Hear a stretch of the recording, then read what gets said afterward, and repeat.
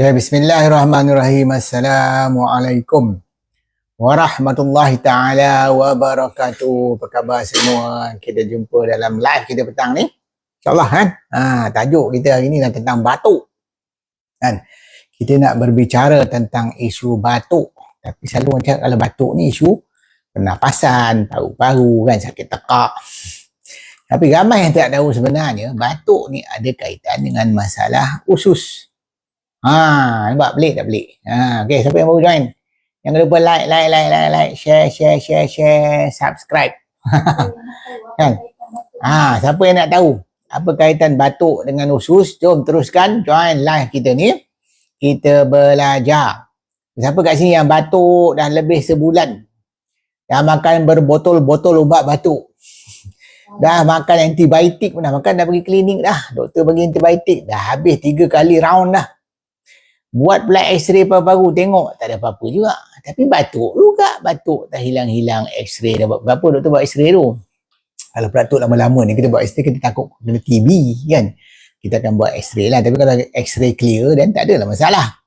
Maksudnya batuk tu ada masalah lain. So, siapa yang ada masalah ni? Kalau ada masalah tu kan. Hari ni saya nak kongsi satu perkara yang ramai doktor pun kadang-kadang terlepas pandang. Nampak tak? Doktor pun sebenarnya agak-agak kadang-kadang terlepas pandang isu batuk dengan usus ni. Nampak tak?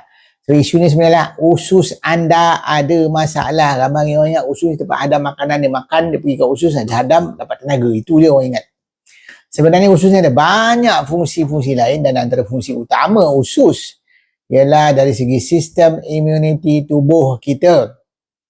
Sistem imuniti tubuh itu sistem pertahanan tubuh. Bagaimana tubuh kita nak melawan jangkitan kuman dan sebagainya. Berkait rapat dengan kesihatan usus. So kalau ada batuk, mungkin ada kaitan dengan usus, bukan semestinya paru-paru. Terutama orang yang batuk lama ni kan, batuk yang kronik. Bila batuk, orang fikir mungkin masalah asma, masalah bronkitis, ada jangkitan paru-paru macam pneumonia. Mungkin dia kat jangkitan kuman TB ke. Tapi kalau semua ujian tu dah buat, asma tak ada, bronkitis tak ada, jangkitan paru-paru pun tak ada, TB pun tak ada, sebab tu kena pergi hospital juga lah, check lah kan. Pergi klinik dan check dan sebagainya. Lepas semua ujian tu normal tapi masih lagi batuk-batuk, mungkin kita kena fikirkan punca-punca lain lah, yang bukan punca yang saya sebut tadi. Contoh yang paling common sekarang ni, orang batuk sebab masalah GERD. Boleh kan? Orang ada GERD, gastroesophageal reflux disorders, GERD lah tu. Kan? Boleh simptom dia batuk. Siapa kat sini ada GERD? Angkat tangan. Ramai tu. Ramai yang tengok sini live banyak orang ada GERD ni kan. Antara simptom dia batuk. Orang juga boleh batuk lama bila dia ada alahan atau allergic. Alahan pada sesuatu. Satu lagi punca batuk ialah panggil post nasal drip. Mana dia ada aliran hingus atau lendir di belakang tekak. Dia datang daripada ni resdung sinus ni. Tempat-tempat kan datang dia turun pergi kat belakang tekak. Itu juga menyebabkan batuk. Ada juga sebenarnya batuk ni sebab makan ubat. Nampak? Makan ubat darah tinggi. Jenis ACE inhibitors. Ada yang jadi ada pril ujung dia, perindopril lah, lisinopril lah, kan. Ini semua benda-benda yang boleh menyebabkan batuk, yang kepril belakang ni kan. Itu dia, kan. So, siapa yang makan ubat, dia tengok perindopril, biasanya common dia saya tengok perindopril lah. Kan, orang yang makan perindopril ni boleh kena batuk yang berpanjangan. Kalau ini masalah dia anda kena juga sebenarnya, pergi jumpa doktor balik lah, cakap komplain lah, doktor saya siap makan ubat, saya batuk lah, doktor tukar ubat lain kan, okey. Tapi satu perkara yang orang tak tahu, batuk sebenarnya berkaitan juga dengan kesihatan usus yang terganggu. Itu yang kita nak cerita hari ni. Dia salah satu aspek. Jangan ingat batuk semasa soal paru-paru je kan. Saya heran lah, saya dah batuk lama, kenapa doktor tak tahu sebab kan, saya bagi buat batuk, berapa botol buat batuk, minum lah. So apakah kaitan usus dan paru-paru anda? Siapa nak tahu? Tulis nak. Apa kaitan usus dan paru-paru anda? Tulis nak. Angkat tangan. Aku kan nampak pun orang tangan. Nak? Okey, bagus. Okey. Apa yang nak tahu? Ramai nak tahu? Okey, jom kita belajar. Dalam bidang nutrition medicine, ada satu benda dipanggil sebagai the gut-lung axis. Binatang apa pula ni?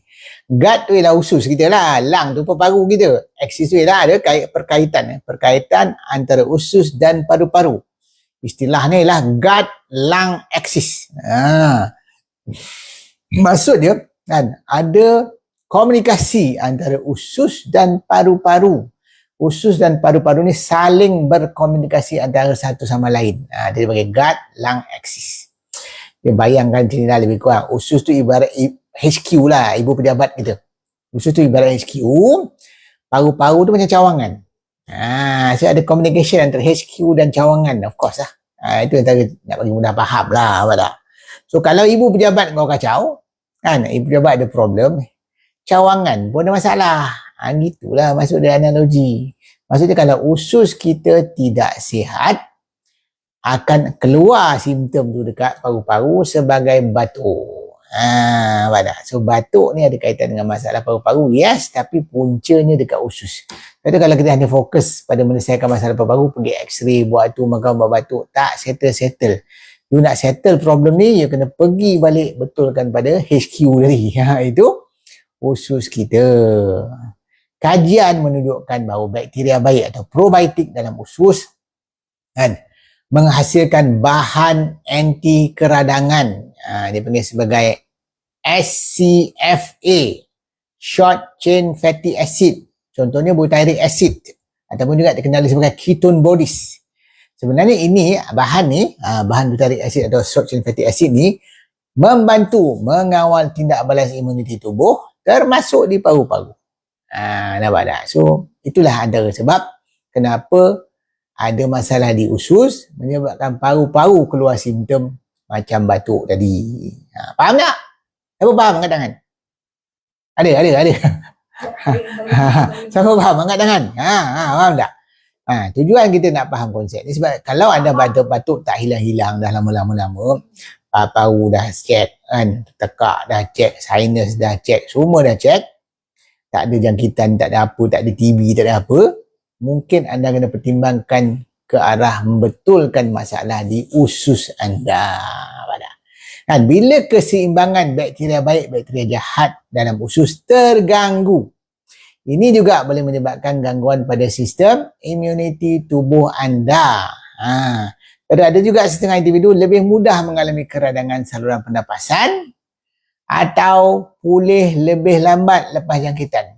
Maksudnya dia ada jangkitan lah, jangkitan paru-paru ke, macam bronchitis tadi kan, ataupun dia ada pneumonia jangkitan paru-paru tu, juga ada jangkitan kat tekak ni ke kan.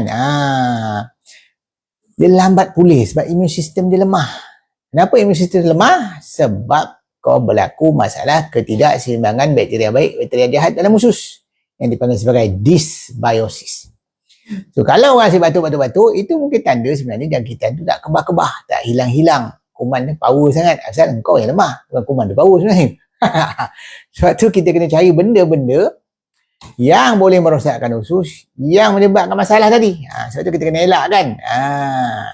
Ramai orang tak sedar apakah perkara-perkara tabiat-tabiat kau yang merosakkan usus kau. Apa tak? Kita minum dulu sekejap. Bismillah. Apakah benda yang menyebabkan akhirnya usus kita rosak dan mengganggu sistem immuniti tubuh kita, yang menyebabkan kau batuk tak hilang? Nombor wahid kan, banyak sangat makan fast food kan, dibedal makan fast food. Sekarang senang telefon ni kan orang hantar rumah, kau makan burger, kau makan hotdog, macam-macam benda kau makan kan, semua fast food memanglah mudah. Makan pizza yang paling senang kan, order pizza, makan pizza, syok makan pizza, lepas tu rosak usus, kau salahkan keturunan, masalah dia. Makanan ultra proses, tak cukup dengan order makanan fast food, beli pula biskut, beli pula cookies, beli segala macam entah apa-apa jajan, aku tidak sebut nama, macam-macam benda kan, jajan-jajan tu, jajan ni, beli pula kek-kek lah apa kan, apa nama tu, pastries, betul, makanlah roti lagi, roti putih kau bedal, roti yang ada inti panjang, roti panjang ni ada inti tengah, macam-macam lah inti tu, semua gula kan. Itulah makanan ultra proses, itulah favorite food kita duduk bedal makan tu. Lepas tu pula minum pula benda-benda yang tinggi gula. Kan? Makan teh tarik, makan tak minum teh tarik. Minum teh tarik, minum air bergas. Ada sikit. Kau minum Coca-Cola lah, Mirinda lah, Pepsi lah, 100 plus lah. Semua yang tinggi gula ni bedal. Minum teh tarik, lagi dia tinggi gula lebih kurang. Ingat tu, 12 sudu gula. Minum air Milo. Tak banyak sebut lah, berapa banyak gula dalam tu. Minumlah air oren lah, air sirap lah, semua tak pernah minum air kosong. Bandai air manis. Kan? Lepas tu yang dia minta apa-apa nama tu macam-macam. Apa? Apa? Yang macam-macam air ni lah, apa benda lah air. Apa pun panggil istilah macam-macam, ada float lah, apa, coke float tak cukup dengan macam-macam lah. Dia lah coke tinggi gula, kau letak aiskrim lagi. Air bergula tinggi. Jahanam usus. Orang tak sedar, keingat makan gula ni banyak, ni tak jahanam usus. Lepas tu makan makanan yang dibuat pada tepung gandum putih, tepung gandum halus, kan. Saya cakap dia lah, roti canai, roti nan. Roti bukan tak cukup, roti canai, kau balik pula roti twin tower macam dah. Letak susu pekat manis lagi. Letak gula lagi, roti tisu. Aduh, yai. Bila dapat penyakit sedap, ialah keturunan. Yang lebih teruk kalau minum arak lah, minum alkohol ni memang masalah. Lepas tu pula kerja banyak, apa, stres kan. Stres pula berpanjangan. Lepas tu dah stres, kurang pula tidur. Lepas tu asyik demam sebab imun sistem lemah. Tiap bulan kena pergi klinik. Demam, batuk, sakit tekak, demam, batuk, sakit tekak, batuk, tak habis-habis. Doktor pula bagi lagi antibiotik. Setiap kali pergi jumpa doktor bagi lagi antibiotik. Bayangkan tu. Antibiotik ni lagi bunuh lagi kuman baik. La ilaha illallah, jahanam lah semua. Ini semua akan menyebabkan gangguan kepada keseimbangan mikrobiota atau kuman-kuman dalam usus yang menyebabkan masalah dipanggil sebagai dysbiosis. Itu ketidakseimbangan kuman dalam usus. Ini yang kita kena faham.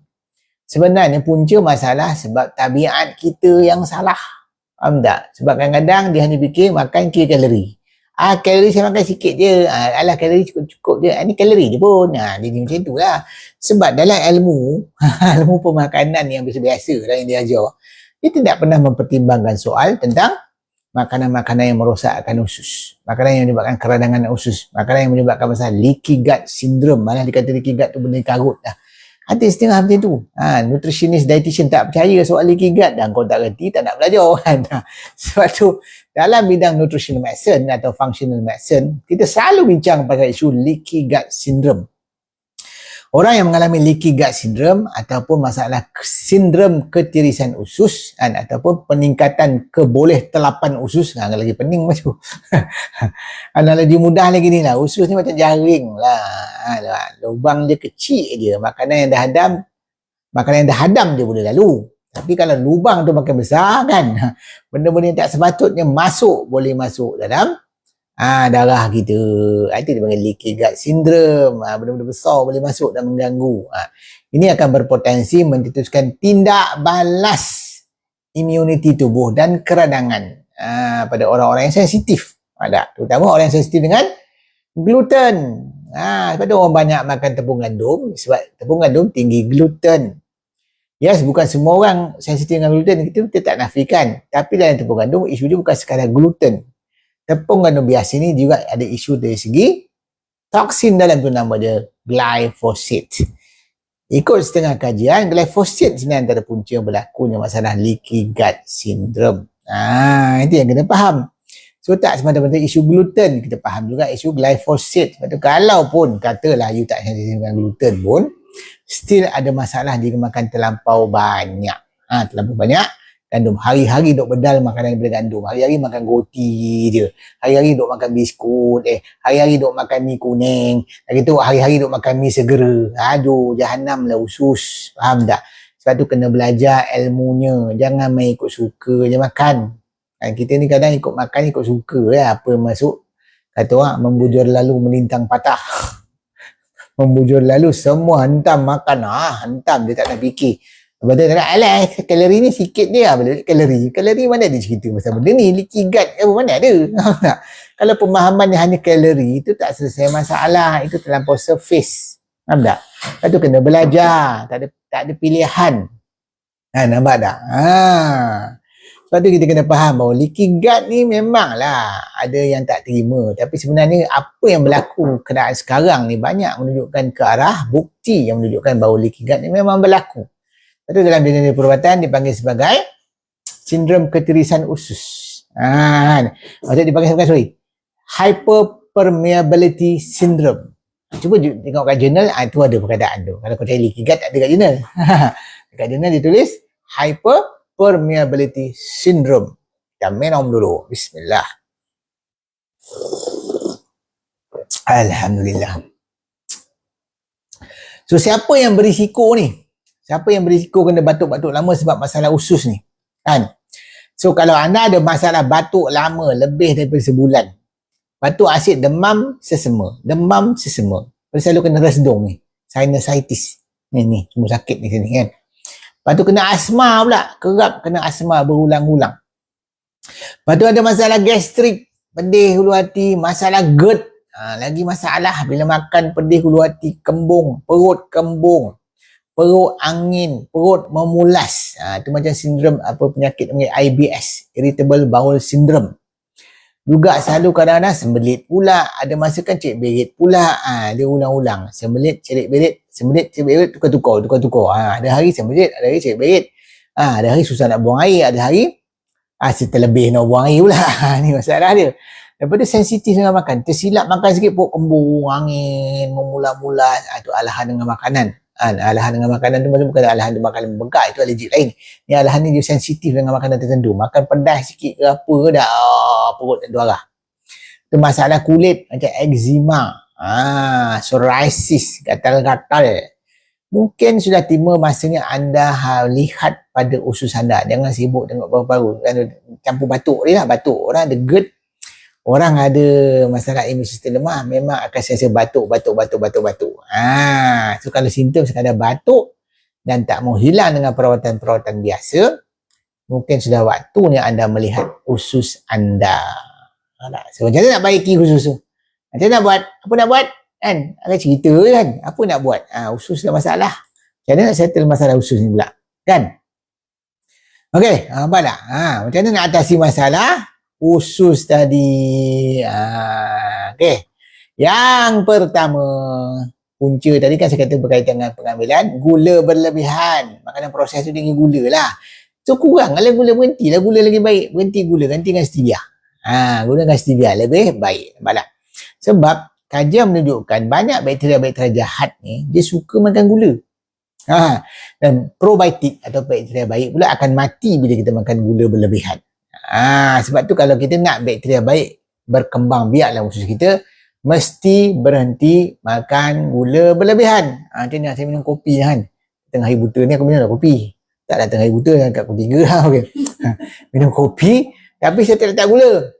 Saya letak stevia. Itu kaedah dia. Sedap manis juga kan. Tak ada masalah siapa kata tak boleh manis. Kan? Kalau nak buat cafe latte, gunakan santan. Gunakan barista coconut milk. Dah jual lah kat pasaran. Lagi sedap. Semalam saya buat barista coconut milk masala tea. Ini macam menyekau lah. Memang best. Itulah kena belajar. Siapa cakap tak boleh makan benda sedap, minum sedap? Tak ada salah.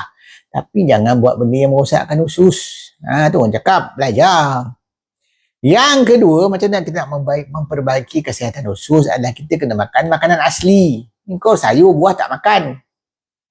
Saya ada baca tadi laporan daripada NHMS 2023 dah lama dah 3 tahun dulu lah. NHMS National Health Mobility Survey yang menunjukkan 95% penduduk Malaysia yang dewasa tidak mengambil cukup sayuran dan buah-buahan. La ilaha illallah. Patutlah ramai orang sakit. Masyarakat Malaysia tak makan sayur dengan buah. 95% pula tu. Aduh, aku ni termasuk dalam 5% tu lah.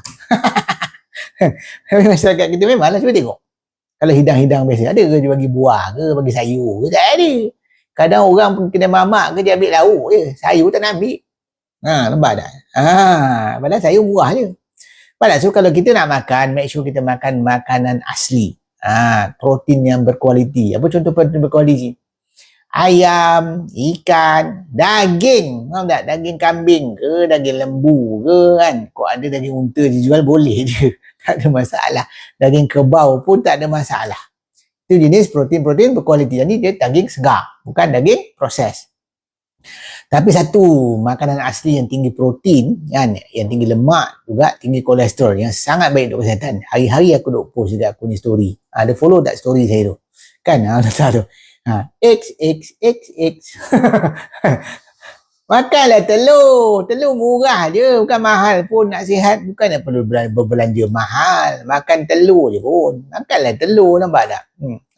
So makan telur. Telur adalah satu protein yang sangat sihat, real food, tinggi dengan khasiat, vitamin, mineral semua komplit, dan itu termasuk juga kolesterol yang sangat baik untuk kesihatan. So makan makanan berkolesterol adalah sihat. Betulkan pemikiran anda. Kalau anda masih lagi beramal dengan ilmu sesat barat tu, takut kolesterol, bertaubatlah. Kalau tak, jahanam kesihatan kau. Faham tak? Nak sihat kan, nak sihat berpanjangan sampai mati, makanlah makanan berkolesterol. Sebab itu adalah makanan asli. Dan jangan lupa lah makan sayur. Makan sayur juga.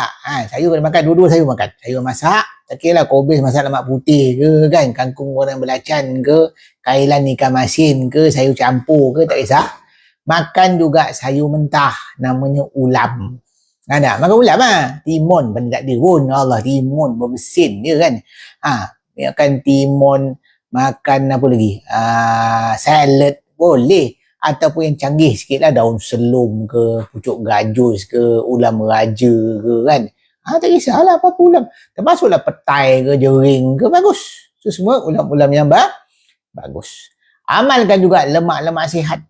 Lemak sihat yang paling senang, paling murah, paling mudah didapati di mana-mana. Santan. Makan makanan yang dimasak dengan santan. Masak lemak cili api, masak kari, masak lemak putih, rendang, masak gulai, masak Negeri Sembilan juga, masak lompap.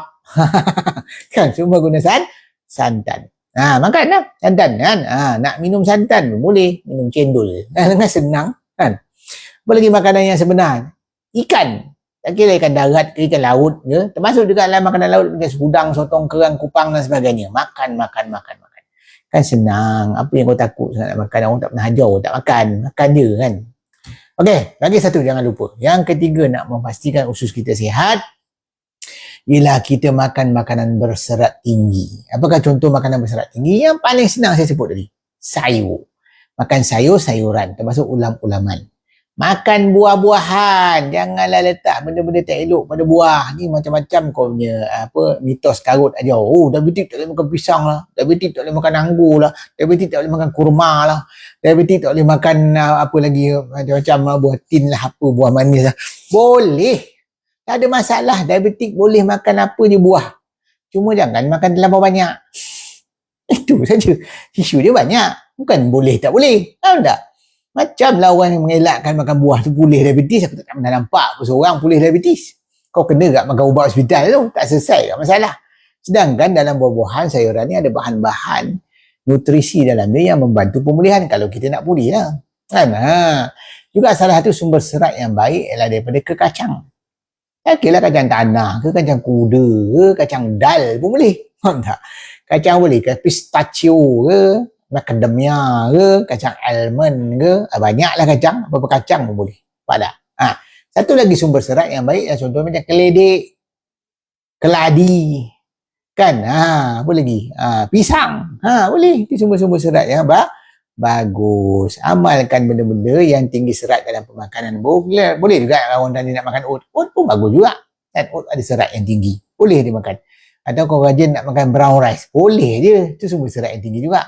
Atau paling tak ada pun masak nasi dengan minyak. Pun bagus juga kan. Okey, itu yang ketiga. Yang keempat, macam mana nak bagi susu sihat? Kalau ada batuk perpanjangan ni, ambil probiotik dan prebiotik. Nampak tak? Probiotik, prebiotik ambil daripada makanan. Makanan-makanan yang diperam. Apakah contoh makanan diperam? Pudu, cejaluk, tempoyak, belacan, tempoyak, apa lagi ya? Tempoyak. Apa lagi? Tempe, tapai. Tapai, takut makan tapai sebab gula. Aku rasa makan sebesin. Kan? Kimchi. Kimchi boleh lah. Kau Korea ke apa? Orang Melayu, aku Melayu. Kan? Saya try kat kimchi. Boleh lah. Tapi tak adalah minat sangat. Kan? Macam tak kena kat tekak aku. Kan? Miso boleh. Itu Jepun ke. Kalau kena makan serkaut pun boleh. Itu sudah lah kan. Tapi kita ni kan Melayu, ada makanan Melayu yang peram. Makan makanan Melayu sudah lah. Kan? Jadilah Melayu yang sejati. Kan? Kau nak cakap pasal Melayu, kau main lagi. Wayu, perjuangan Melayu. Tegak Melayu. Itu makan belacan tak nak? Ya, pergi Melayu tak nak makan belacan ni. Kan? Tak nak makan budu. Tak nak makan cejaluk. Konon Melayu sangat lah kau tu. Betul duk makan apa? Makan pizza. Perjuangan Melayu. Cakap lebih lah. Kan? Cuba berubah sikit. Okay, so makan makanan macam tinggikan probiotik dan prebiotics. Okay. Yang kelima, cara nak pulihkan, sihatkan usus. Tidur kena cukup. Punya tidur boleh pulihkan usus. Tidur ni tak apa. Untuk nak tidur, relax. Tak. Semasa tidur, tak tahu, masa kita tidur, usus kau berjalan. Dia mengalami proses pemulihan. Sebab masa tidur lah kau berhenti makan. Kalau tak kau rasa nak mengunyah je kerja dia. Kan? Nasib baik ada tidur. Kalau tak 24 jam kau makan. Kan? Kalau tidur 8 jam kau tak mengunyah. Sebab aku tak pernah jumpa lagi orang mengigau dia makan. Sleepwalking. Betul? Makan nasi. Memang tak ada lah. Memang tak ada lah baik. So memang sah lah kau tidur tu, kau berhenti makan. Nasib baik ada 24 jam balik tidur. Kalau tak, haram. Berhenti makan. Okay, itu sebenarnya kena faham. So tidur tu penting untuk pemulihan usus. Yang keenam, mengawal stres. Stres melampau juga merosakkan usus. Sebab tu orang kalau stres dia kena GERD. Pedih ulu hati, perut kembung, angin. Ini dia panggil the brain gut axis. Otak kita dan usus kita ada connection. The brain gut axis. Gut tu usus lah. Nampak? Bukan G-U-A-R-D, G-U-T, gut. Tak? Nampak tak? Banyak benda kena belajar. Ni benda mana ada belajar kat hospital. Mana ada doktor hospital ajar gut brain axis lah, gut lung axis. Tak ada. Sebab tu kau kena join live ni. Nampak tak? Sebab tu saya buat live. Ini live tak nak dengar pun tanya soalan kau. Buat apa? Kan? Orang suruh belajar. Dengar dulu. Nak tanya soalan, ada dua cara nak tanya soalan dengan saya ni. Kalau benda-benda personal lah. Personal tentang kesihatan ni. Ada dua cara. Yang pertama ialah buat personalized consultation. Datang jumpa saya, kita ajar macam mana nak sihat, nak betulkan masalah kesihatan anda. Yang kedua, join program saya, webinar ke seminar ke apa, kau tanya lepas itu aku jawab kan. Faham tak? Itu sebenarnya. Nampak tak? Ni contoh-contoh soalan ni. Bahaya tak kalau amal detox guna air 5 kasturi setiap bila pula 5 kasturi tu racun? Yang kau selama ni menterdarah Coca-Cola, menterdarah air bergas, tak tanya pula kan? Ada pula. Detox tu apa saudara? Saudara orange. Orange soap. Nama kau apa? Orange soap. Nama apa? Orange soap dah nak pakai nama tak apa-apa kan? Tanya pula soalan macam ni. Pakcik orange. Kan? Apa punya soalan kau ni? Kan? Nak minum air benda-benda natural. 5 kasturi tu kan benda natural. Kau pernah nampak ke 5 kasturi tu dibuat kat kilang? Ada pokok dia, pokok 5 kasturi. Itu benda natural. Kan? Gunakan garam. Garam tu guna garam Himalaya. Apa masalah? Kenapa nak tanya soalan? Memanglah kena ambil hari-hari. Faham tak? Apa masalah dia? Tak ada masalah pun makan dia. Kan? Okey. So kalau anda masalah batuk kronik, jangan abaikan. Jangan abaikan. Kau kena cek apa masalah kau ni, asyik batuk-batuk tak berhenti-henti ni dah 8 minggu, 2 bulan tak hilang-hilang. Sebab tak? Jangan asyik duk bedal ubat batuk. Segala ubat batuk hospital dah bantai. Kan? Segala yang ubat-ubat seher-seher dah, King Tony, Ponco Pakau semua apa kau dah hantam semua. Kan? Cat ibu dan anak, cat nenek dan atuk, semua dah try. Kan? Tak hilang-hilang. Pergilah cek pada usus pula. Mungkin masalahnya usus. Anda ada masalah GERD, anda ada masalah asma, ada masalah alergik, alahan, sinus, ataupun anda makan ubat yang kita yang berpanjangan. Ceklah kan, betulkan usus anda. InsyaAllah sebenarnya mungkin boleh selesai. Kalau tak selesai, datang jumpa aku. Nampak tak? Datang jumpa saya, buat proper consultation. Itu cara dia. Jangan tanya kat orang yang live. Banyak kali orang cakap dah. Live saya bukan waktu untuk saya buat consultation yang kau duk sibuk tanya pasal masalah kau buat apa. Kan tak ada masa aku nak layan. Kita live ada tajuk, nak cerita pasal tajuk tu. Kita nak mengajar, faham tak? Bukan nak merawat. Kau nak merawat, datang jumpa dah. Tak? Itu je sebenarnya, kan tak? Okey. Itu sebenarnya. Dengar daripada awal apa yang ni, kalau dah terlepas apa yang saya cakap awal-awal tadi, kan? Tengok balik kat channel merah tu. Nanti saya letak dekat situ. Itu cara dia. Faham tak? Okey. So hari ni kita nak belajar tentang isu batuk kronik, batuk yang berpanjangan. Yang mana jangan hanya fokus pada masalah paru-paru. Banyak orang batuk tapi masalahnya bukan dekat paru-paru, masalahnya dekat usus. So kesihatan usus memainkan peranan yang penting dalam sistem imuniti tubuh melalui hubungan daripada gut-lung axis. Ataupun hubungan antara usus dan paru-paru. Menjaga pemakanan, tidur yang sihat, pengawalan stres dan juga menjaga kesihatan, keseimbangan kuman baik, kuman jahat dalam usus atau dipanggil sebagai microbiota dalam usus kita supaya sihat ialah sebahagian daripada strategi pendekatan nutritional medicine untuk menyokong kesihatan keseluruhan. Nampak tak? Ingat macam mana pun kalau tak pasti datang buat consultation, pemeriksaan yang proper. Kan kalau anda batuk pergi jumpa doktor dulu. Biar doktor check paru kau, buat x-ray ke, teropong mulut ke apa, tengok apa masalah kan. Jumpa pakar-pakar ENT kalau dah jumpa tu semua, pakar ENT dah jumpa, pakar perubatan dah jumpa, doktor biasa pun dah jumpa apa semua, masih lagi batuk, mungkin kau kena jumpa lah doktor nutrition medicine ni. Kita nak tengok pula masalah kau rupanya usus. Itu cara dia, masuk dia, faham tak? Bukannya ambil kesempatan tanya macam mana nak rawat penyakit kau masa live. Memang satunya aku pun tak peduli pun kan, malas aku nak jawab, faham tak?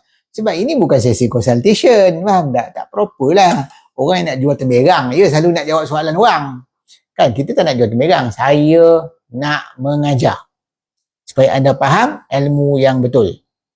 Tak adil orang datang konsult bayar. Yes, orang datang jumpa saya, mai ada je orang jumpa saya kan, buat consultation yang bagus, semua berbayar lah, of course. Itu kita akan tengok sungguh-sungguh, kita akan betulkan dalam channel, kita akan follow up dia sampai dia selesai masalah dia. Itu cara yang betul, itu namanya professional consultation kan.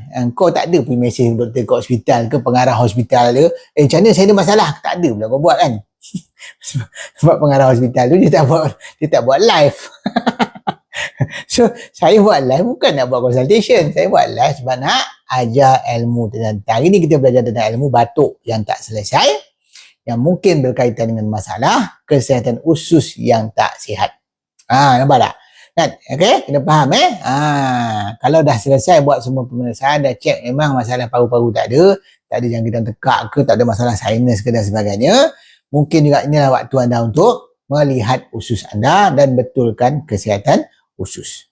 So saya nak tanya ni, siapa kat sini yang dah batuk lebih dari sebulan? Ada tak? Yang dah makan ubat berbotol-botol, yang dah buat semua rawatan, pergi jumpa doktor kat klinik, hospital dan sebagainya, masih tak hilang.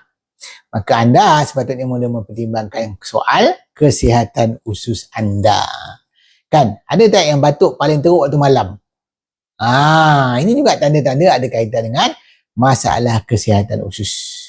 Kan? Selain pada batuk, dia juga ada masalah GERD, pedih ulu hati, kan? Perut selalu memulas, masalah perut kembung, perut semelit. Ini semua tanda-tanda sebenarnya batuk tu punca dia dekat usus. Penyelesaian hanya makan ubat batuk tidak selesaikan masalah, kita kena pulihkan usus. Pernah tak tiap-tiap bulan kena ambil antibiotik? Kena jumpa doktor bagi antibiotik. Kena jumpa doktor, antibiotik. Kalau anda asyik makan antibiotik kan berulang-ulang, setiap bulan kena ambil, itu menunjukkan anda ada masalah lain. Tak selesai. Dan antibiotik yang berlebihan juga boleh merosakkan kuman baik dalam usus. Sebab tu jangan hanya bergantung pada ambil antibiotik. Tak bagus. Mungkin yang jadi masalah, kuman anda makin lama makin kuat. Dia panggil antibiotik resistant pula. Nampak tu bahaya. Lama-lama anda perlukan antibiotik lagi mahal. Kan? Jadi masalah. Sebab tu tak selesai masalah dengan hanya bergantung pada antibiotik. Ingat antibiotik bukan untuk suka-suka ambil. Kam, lagi teruk kau pergi beli sendiri antibiotik. Lagi teruk. Pergi kat farmasi juga beli. Lagi teruk. Ada yang beli online pun ada. Tak usah buat kerja macam tu kan. Itu benda yang tak betul. Anda juga kena perhatikan berapa jam anda tidur setiap malam. Kan? Kalau anda ada masalah tidur yang tak cukup, itu menyebabkan masalah gangguan pada kesihatan usus. Tidur yang tak cukup juga menyebabkan stres. Stres yang berlebihan juga boleh merosakkan kesihatan usus. Nampak tak? Nampak tak kaitan dia tu? Menarik tak menarik? Menarik lah. Mana ada doktor lain cerita benda-benda ni? Faham tak? Saya duk cerita benda ni. Sebab tu kau kena dengar live saya selalu. Kan? Jangan terlepas peluang untuk live. InsyaAllah kita cubalah nak buat live sekerap yang mungkin. InsyaAllah. Tapi kadang-kadang kerja banyak juga. Dah janji-janji pun kadang-kadang terlewat sikit lah. Tu sabar-sabar je lah. So nak tahu, kena like, subscribe saya punya TikTok ni kan. Termasuk TikTok saya yang kedua tu, Dr. Norman Marketing tu. Dr. Marketing pun ada TikTok saya kat situ. Bila saya live dia akan keluar notification. Dia beritahu lah kan. Baru dah tak terlepas. Dan teruskan belajar. Join live ni belajar. Dengar. Tak faham apa dia cakap. Tanya soalan relevan dengan tajuk tu. Jangan boleh tanya benda lain. Tapi saya tak faham mentaliti orang kita ni. So, kena buat consultation masa aku punya live. Nak tanya bacaan garam rendah dalam darah macam mana nak atasi. Ni apa ni soalan ni? Ni kat channel biru tanya benda macam tu. Apa benda soalan ni kan? Ni bukan cara kita nak buat consultation yang proper. Kesihatan kita ni satu benda yang serius. Kalau dapat penyakit, benda tu serius. Sebab tu orang buat hospital berjuta-juta dia punya nilai dia. Tapi menambahkan jumlah hospital sebenarnya tak selesai masalah kesihatan masyarakat. Nak selesaikan masalah kesihatan dalam masyarakat, kita kena educate masyarakat, kita kena mengajar masyarakat tentang ilmu pemakanan yang betul.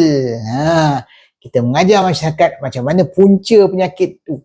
Kat mana yang kita boleh settle di peringkat individu dan peringkat rumah kita lah. Apa yang you masak dekat dapur rumah you menentukan kesihatan ni. Ni ramai orang tak faham ni kan. Sebenarnya kalau kita pergi rumah orang, kita buka peti ais, kita dah tahu dia ni akan calon-calon masuk hospital ke tak. Kan? Tengok badan pun Allahu Akbar kan. Kalau pun tak badan bulat pun, tapi kalau dalam peti ais dia ada minuman air bergas, ada Coca-Cola, ada air oren Mirinda, ada aiskrim, ada coklat kan. Lepas tu satu sayur pun tak ada, satu buah pun tak ada. Kau memang calon-calon nak pergi hospital lah. Faham tak? Sebab tu kalau saya pergi rumah orang, kalau aku buka peti ais, aku dah tahu dah kau ni bila masa akan menjadi penghuni tetap hospital. Silap berakhir dekat situ juga. Sebab itulah kena belajar. Kita lah yang kena buat perubahan. Siapa yang letak barang-barang tu dalam peti ais kau? Engkau lah. Tak? Kenapa kau pergi letak benda-benda tak sihat dalam peti ais kau? Sebab kau tak ada ilmu. Faham tak? Sebab tu pentingnya belajar. Ingat, belajar ilmu kesihatan ialah satu bentuk pelaburan. Sebab tu beli buku dah. Penat aku tulis Ini satu lagi buku aku tu. Mana buku tu? Belakang ni. Nampak? Mana buku aku? Nah. Kau pusing-pusing kau cari buku aku ni. Ni nampak ni buku Dah baca ke belum? Sini. Ni. Dah baca. Dah baca lu buku ni. Nampak tak? Aduh, ilmu tak nak cari kan. Kan sebenarnya kan bila dekat apa besok akhirat, kita ni kan ditanya Allah. Kan? Aku bagi kau lahir badan sihat. Kenapa bila kau mati kaki tak ada, mata buta, buah pinggang gosak? Kau nak salahkan siapa? Kau nak salahkan doktor. Sebab tu dalam penjagaan kesihatan jangan mengharapkan doktor. Doktor ni satu kerja dia dah banyak. Bukan kau seorang pasiennya. Kau pergi ke hospital, tengok beratur punya dah panjang, berjam-jam tunggu. Kau ingat doktor tu ingat ke nama pesakit. Nama pun tak ingat. Kau ingat dia ada masa nak jaga kesihatan kau. Saya tahulah aku kerja hospital kat luar. Masa saya kerja hospital, yang tunggu kat luar tu 200 orang. Kan? Kita dengan kerja-kerja lain ni kat hospital nak tengok kau je. Kat hospital kita kena buat operation, kita kena buat round kat ward, kita kena macam-macam lah, ambil darah. Itulah ini pressure tu. Kena ada kelas-kelas kita belajar CME dan sebagainya. So memang sibuk lah. Kan tak? Tapi kadang-kadang kita pun tak ingat nama pasien. Memang normal lah kan. Jadi sebab tu tanggungjawab menjaga kesihatan pada diri kita. diri kita sendiri kena jaga kesihatan kita. Dan satu cara untuk kita jaga kesihatan kita dengan ilmu yang betul. Bukanlah suruh belajar sampai jadi doktor, tak. Alah, doktor pun ramai tak jaga kesihatan sebab tak faham ilmu pemakanan. Kan? At least basic kita faham, sikit-sikit faham tentang benda-benda merosakkan usus macam saya ajar tadi, benda-benda yang menyebabkan batuk berpanjangan, benda yang merosakkan sistem imuniti tubuh, pemakanan apa yang bahaya, pemakanan apa yang menyihatkan, kena dah tahu. Itu je pun. Semua saya dah tulis dalam buku saya ni. Nampak tak? Reset badan anda. Reset badan kau. Kan? Jangan tak reset. Si Ani, orang dah cerita tadi, batuk ni, tanya-tanya lagi. Yang mana terlepas, boleh tengok dekat channel merah. Pergi, subscribe. Jangan lupa subscribe lah. Kau tengok channel merah, tak subscribe, tak support. Macam mana? Support lah sikit. Kita minum dulu. Semua live saya, dekat TikTok ni, saya letak rakaman dia dekat channel merah. Boleh tengok balik. Kita juga buat live yang serentak dalam masa sama dekat channel view. Kan? Boleh tengok mana-mana. InsyaAllah. Okay? Dengan itu je lah. Aku pun malas nak cakap panjang-panjang. Kan? Bukan yang faham pun. Kita belajar biar sikit-sikit tapi konsisten. So follow saya rapat-rapat secara konsisten. InsyaAllah. Kita belajar sikit demi sikit. Akhirnya kita akan pandai. Mana ada orang belajar terus banyak-banyak kan? Kelas kat sekolah pun ada daripada darjah 1 sampai tingkatan 6. Takkan semua sepanjang sekolah 17 tahun atau 11 tahun tu kau boleh belajar dalam masa 2 jam. Mana ada. Kita kena belajar biar sikit lama-lama jadi bukit. Pandailah ilmu tu. Itu cara dia insyaAllah kan.